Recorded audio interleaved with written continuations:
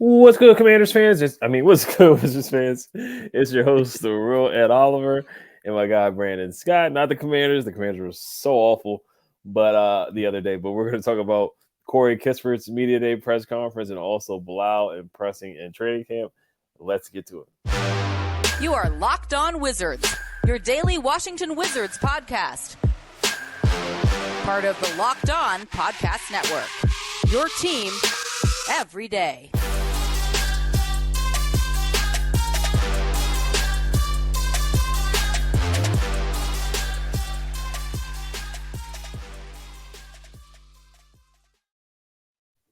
Just want to thank you guys for making Locked On Wizards your first listen every day. We are free and available wherever you get podcasts. Today's episode is brought to you by Gametime.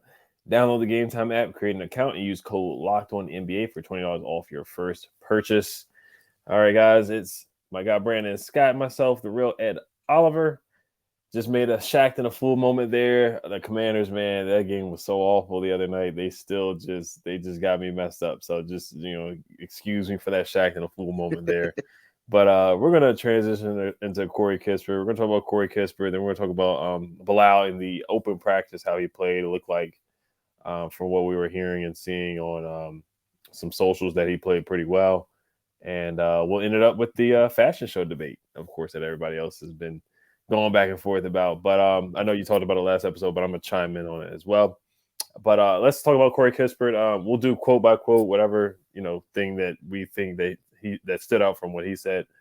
And I'll let you go first with what you thought stood out. Couple of really good ones, but to kind of started off when he said that he wants to be better at defense. If he wants to be, if not on par with his offensive game, but better. And I think that's the final key for Corey Kispert, man. We know what he can do well. He's definitely a sniper, but his ability to cut to the basket, his instincts, his basketball IQ. So offensively, he's well polished in my opinion. But on the defensive end, if he can get average to above average on the defensive end, then we're definitely cooking when it comes to Corey Kispert. So, the fact that he identified that as a part of his game that he needs to improve in is, again, a really good sign for Corey Kispert. Because, like I said, I'm a big Corey Kispert fan. Offensively, he is definitely polished, man.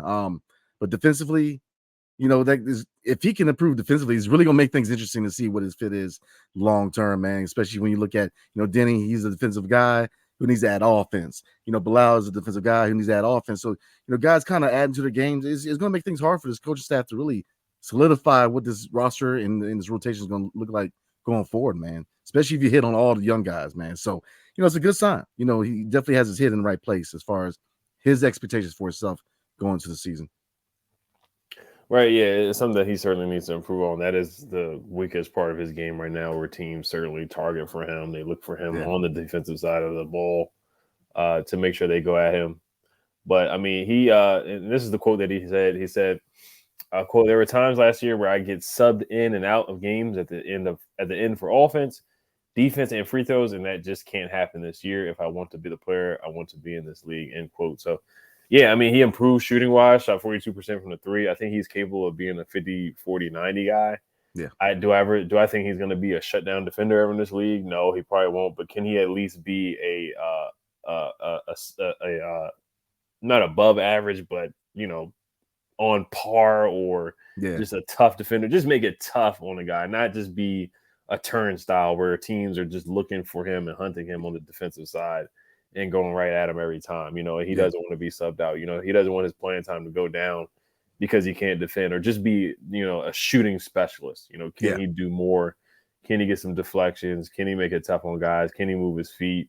A lot of it's just his foot speed. So I don't think he'll ever be an elite defender, but can he be a guy where he's just not an easy target? And I think that's something that he's looking forward to doing. So, he doesn't want to be subbed out at the end of games, just being a shooter. And then, you put Denny in or somebody else for him.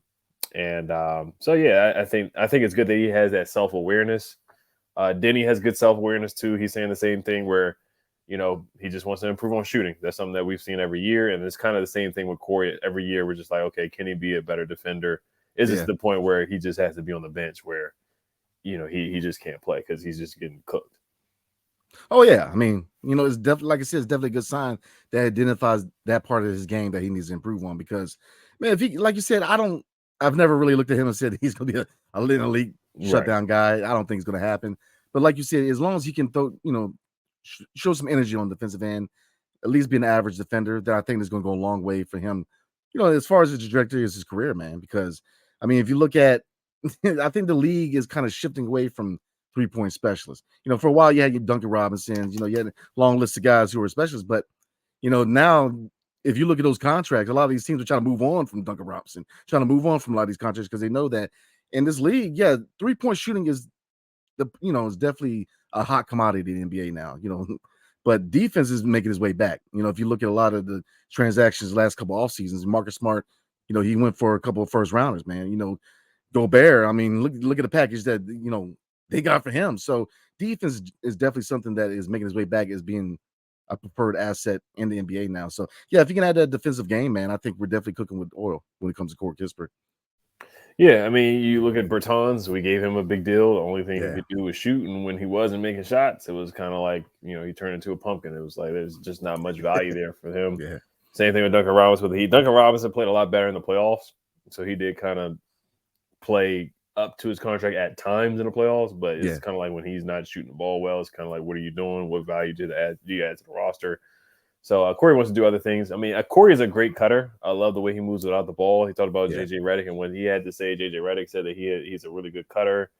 JJ Redick on his podcast he was quoted to say, quote, he can shoot the sugar honey iced tea out of the ball.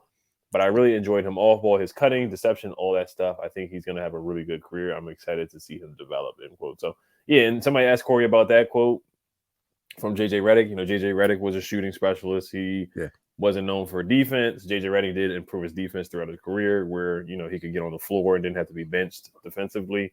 And I think Corey can do a lot of similar things that JJ did, moving off screens, knocking down threes, moving out the ball.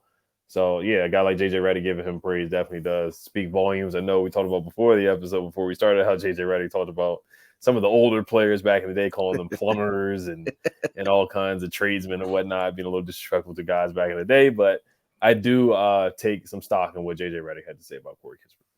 Yeah, absolutely. I mean, we can get into debate that the old school mind frame as opposed to the new school. That's a whole nother conversation. But I definitely agree with him that Corey Kispert on the offensive end is something that you gotta respect that shot. It's not like other players on the roster where they're giving you leeway. No, you got to respect that shot. So again, if he can add that defensive end, and improve defensively, we're definitely cooking.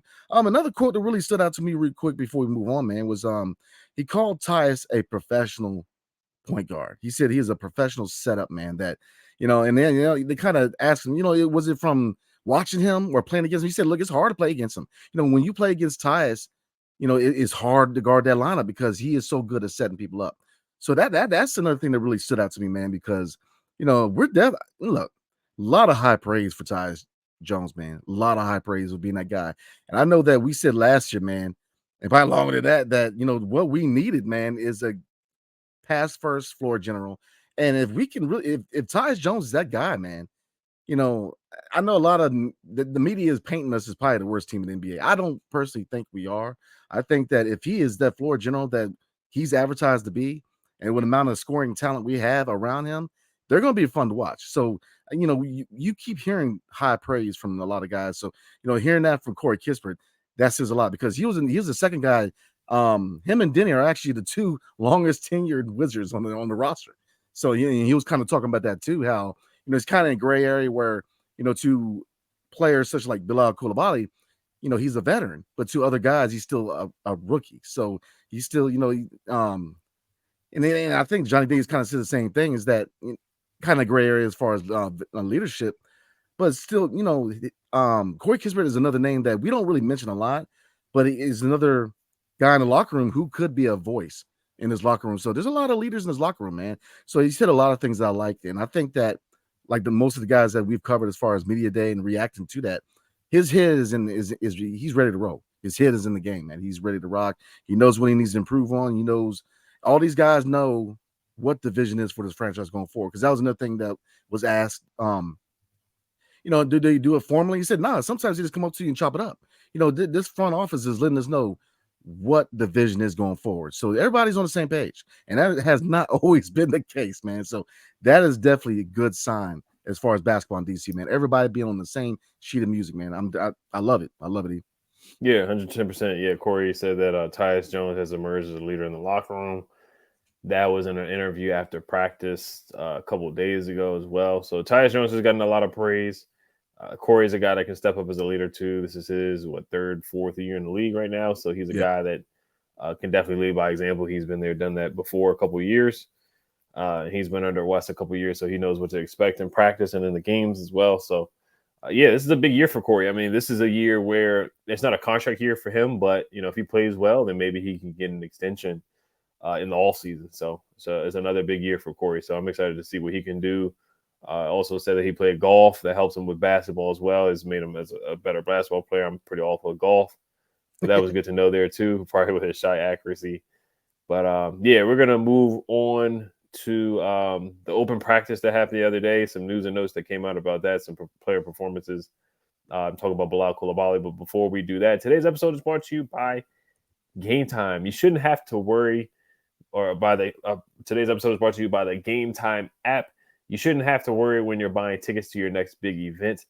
Gametime is the fast and easiest way to buy tickets for all the sports, music, comedy, and theater events near you. With killer last-minute deals, all-in prices, views from your seat, and their best price guarantee, Gametime takes the guesswork out of buying tickets. So if you're looking to go to the Orioles game, I know they got the playoffs. I'm not sure if they won today. Brandon, do you know if they won? No, sadly, they are down 0-2 to the Texas Rangers, man. That's crazy. So. Oh, my gosh. So there might not even be a Game 5 in Baltimore. But if they do have a Game 5, definitely make sure you guys use the Gametime app. I know it was probably sold out. I saw a lot of people, a lot of traffic in Baltimore getting to the game today, so I know it's probably hard to get some tickets.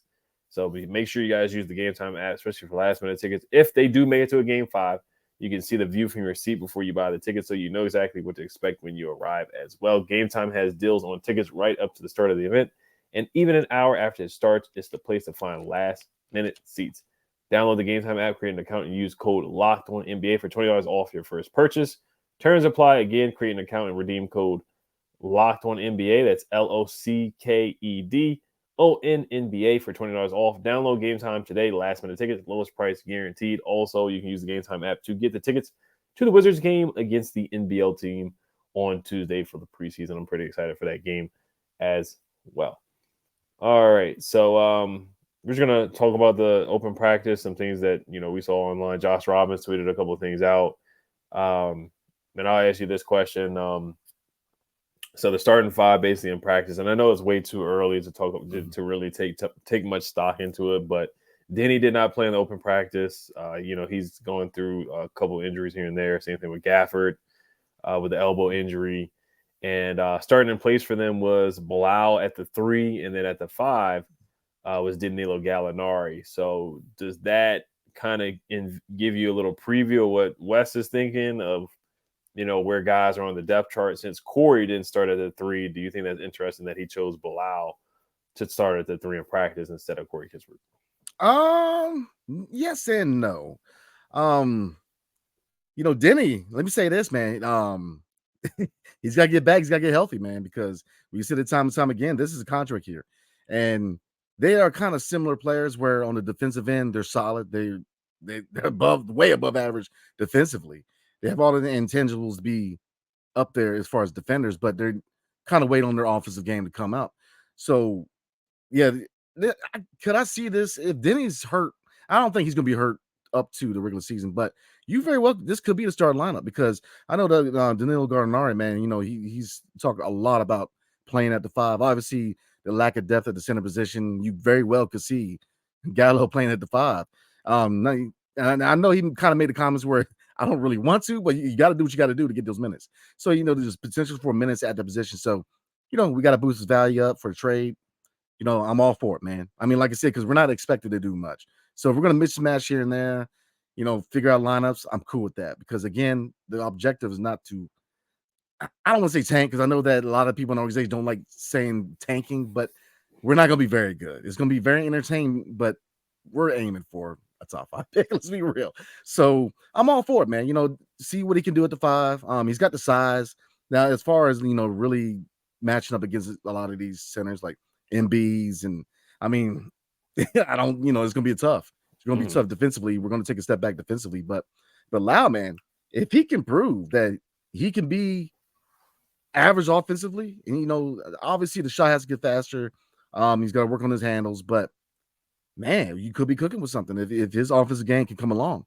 But, like I said, Denny, he's got to get back, man, because contract year, this time off, man, especially, like I said, if Bilal shows something in the preseason and training camp, people gonna be looking like, look, what are we gonna keep Denny around?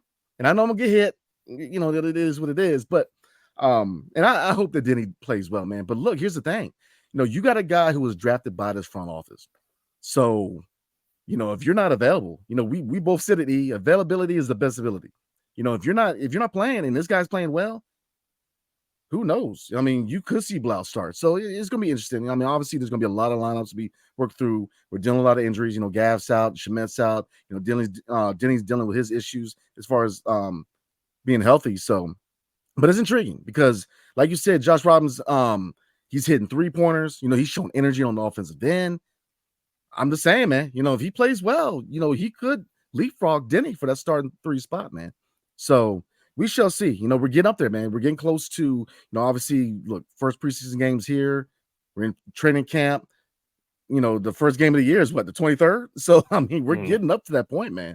So I want to see him. I want to see Denny get healthy. But Bilal, if he can figure it out, and obviously he's not going to be polished within 2-3 weeks. He's not going to go from not being good offensively to all of a sudden he's hooping it out. No, he's going to go through his growing pains. But offensively, you're not really starting from scratch either. You can see where he's got an offensive game. He just needs to work on certain things. And that comes with playing in different leagues. NBA is going to have to get a faster release. People are going to get up in your face in the NBA, as opposed to some leagues they don't, some leagues they don't. Not every foreign league is like cut the same cloth. Some are more defensive minded, more offense, but he's definitely got to work on some things. But yeah, I think the biggest thing is not so much Bilal's performance, is that Denny's hurt, man. And look, like I said again, if Bilal shows that he can do it, Denny could get leapfrogged, and I think that's going to say a lot about what his future really entails in DC.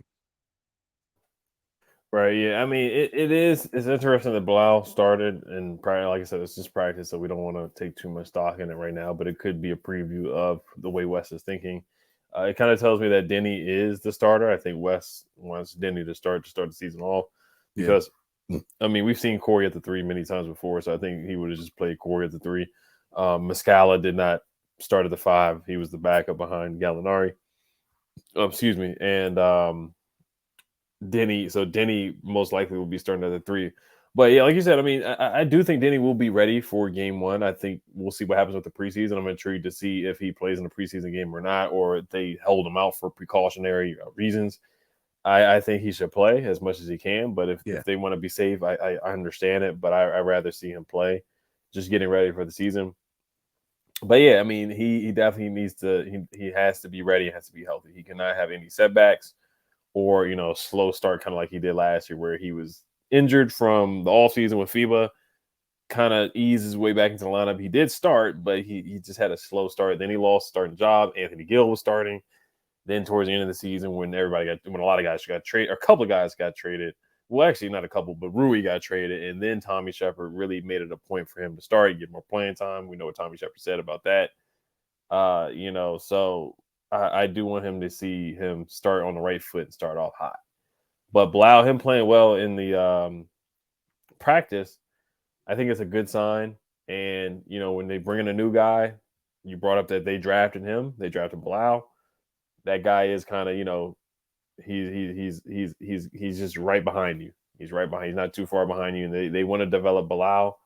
We'll see if he does play in the G League, but I do think that they want him to play towards that last part of the season. I think once they make some trades, I do think they want to see Bilal get at least 20 to 25 minutes per game. Yeah, 110%. So we'll see. We'll see what happens with Denny. But I do want to talk about some of the tweets. We'll probably just leave the fashion show alone and probably talk about that another time because I know people might be tired of it. But before we do wrap this episode up with a couple of Bilal highlights talking about how he played, we're going to get to a quick word from Brandon. Yes, sir. Tonight's episode is brought to you by the Jase case. Everyone should be empowered to care for themselves and their loved ones during the unexpected. That's why the Jase Medical offers the Jase case.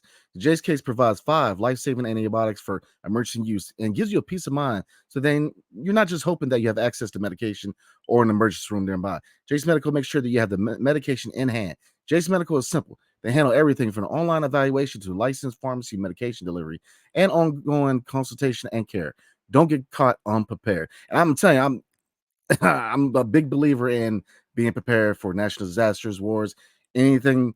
Definitely have what you need for your family in emergencies. So I'm a big believer in that. And you can get $20 off on these life-saving antibiotics today from Jase Medical by using my code Locked On at checkout on jasemedical.com. That's JASE medical.com. So before we move on, I didn't mean to cut in. I guess I looking at Denny, man. I guess another thing to kind of look at. Obviously everybody knows about world events right now. That's another thing that could be affecting him. He's from Israel. Obviously, there's a war going on. So he definitely his mind is on his family and his loved ones and make sure everybody's safe. So that's another thing that's kind of, war is unfortunate, but to be in this situation professionally, knowing that you're in a contract here and then, having to worry about your loved ones is a tough situation for Denny, man. And I really hope that he can get that playing time, be able to have a clear as mind as he can and perform this year. But like you said, Bilal is there waiting in the wings. So like I said, it's unfortunate because he's in a bad situation right now with his health and that going on. So it's going to be interesting. I think that you very well could see Bilal at the 3, man, but we'll see. I think Denny should be ready for the home opener. But then again, if you look at the year that Rui had the Olympics in Japan and he was doing some issues and they gave him time off. Do they give Denny time off? We'll see. So I think there's a lot of variables kind of look at with that situation. Right. Yeah. So I'm looking at the update on Denny as well. So Josh Robbins also tweeted out that Wes Unseld Jr. said the Wizards injured players are making progress. Daniel Gafford with an elbow sprain and Denny Avdia with back tightness remain partial participants for practices.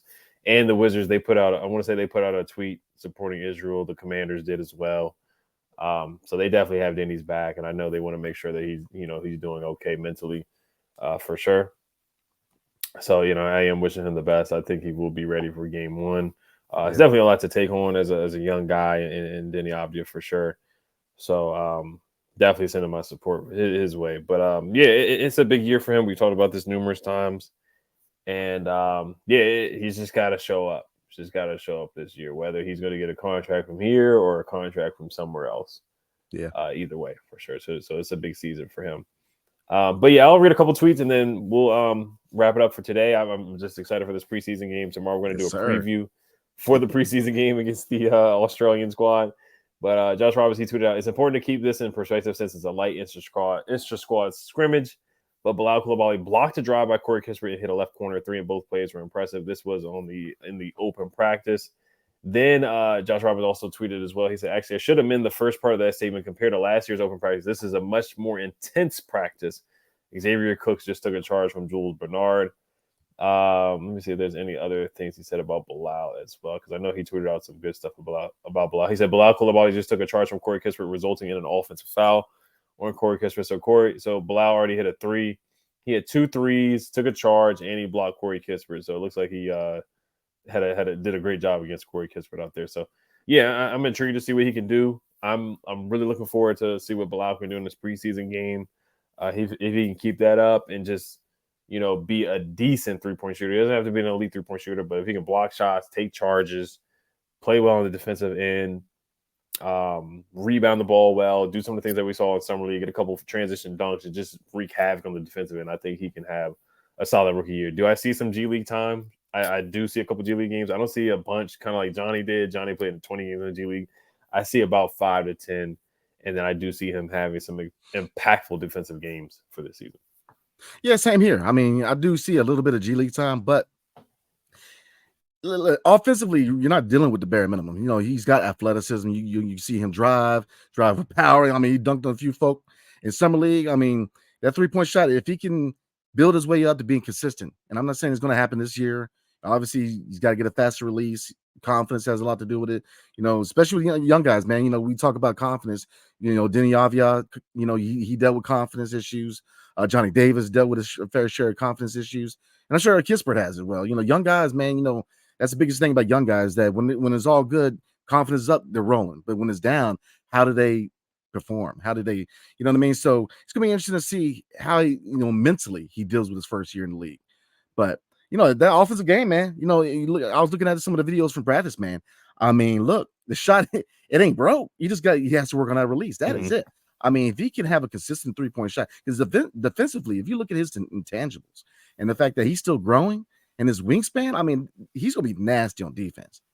And he obviously can drive, just working on those handles, working on certain moves. So, yeah, it's an evaluation year, and it's all about development for him. But as a finished product, when he finally gets to that point, man, I think that he will eventually be that 3-and-D guy that we've been looking for a while in DC. So I'm intrigued, man. I'm excited to see how his game's going to evolve. And I'm excited for all the young guys, man. I want to see underneath this new regime how all 4 of these young guys really perform. I'm excited, man, because like I said, the comment they made that practices are more intense.